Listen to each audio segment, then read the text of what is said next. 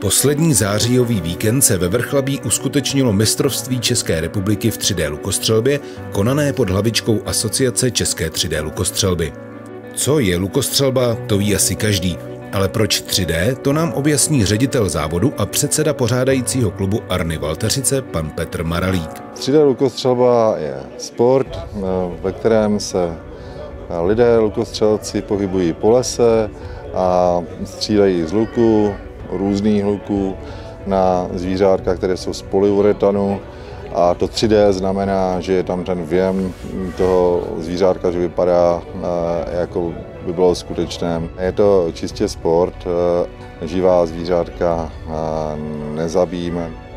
3D lukostřelba je velmi populární sport, který se dá provozovat již od útlého věku až po ten seniorský. A že se jedná o sport populární, bylo vidět hned při slavnostním zahájení, kdy účastníci zaplnili celé prostranství Holiday Parku Liščí farma Vrchlabí, tedy areálu, který se ujal role hostitele závodů. Tak letos se přihlásilo poměrně dost účastníků, kolem 190.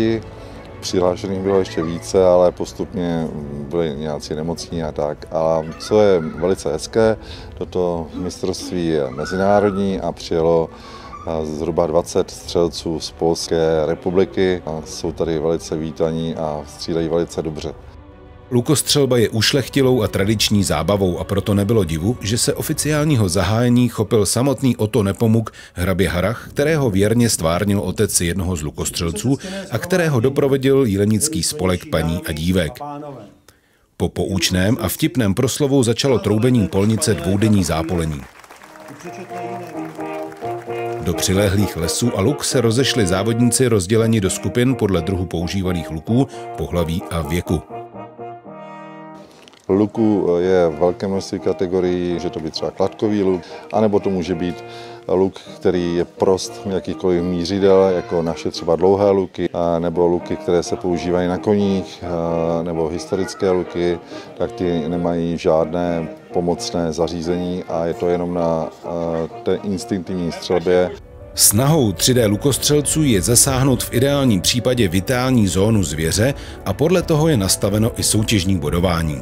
Jsou tam takzvané zóny, které mají hodnoty první den 10, 8, 5 a střílí se na 2 šípy, takže můžete získat dvojnásobek těchto bodů a druhý den jsou to hodnoty 20, 16 a 10, protože se střílí jenom na jeden šíp, aby se to i urychlilo.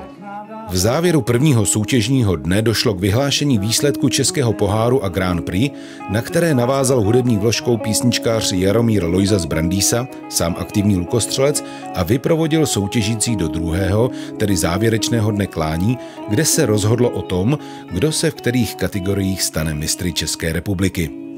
O zájmu o tento sport vypovídá velký počet pohárů, medailí a diplomů, které organizátoři vítězům všech věkových i stylových kategorií rozdali.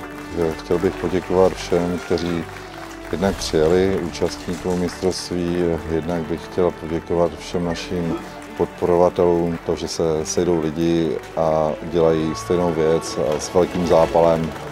Proto, aby to pro ostatní kamarády lukostřelce bylo krásné, aby si to všichni užili. O tom, že si to všichni užili, nemusí být pochyb. Šampionát se vydařil po všech stránkách. Trať v krásném podhorském prostředí byla atraktivní, účast vysoká a vše podtrhlo vydařené počasí. A protože není v našich silách představit všechny vítěze a mistry, výsledky si můžete prohlédnout na lukostřeleckém portálu www.3darchery.cz.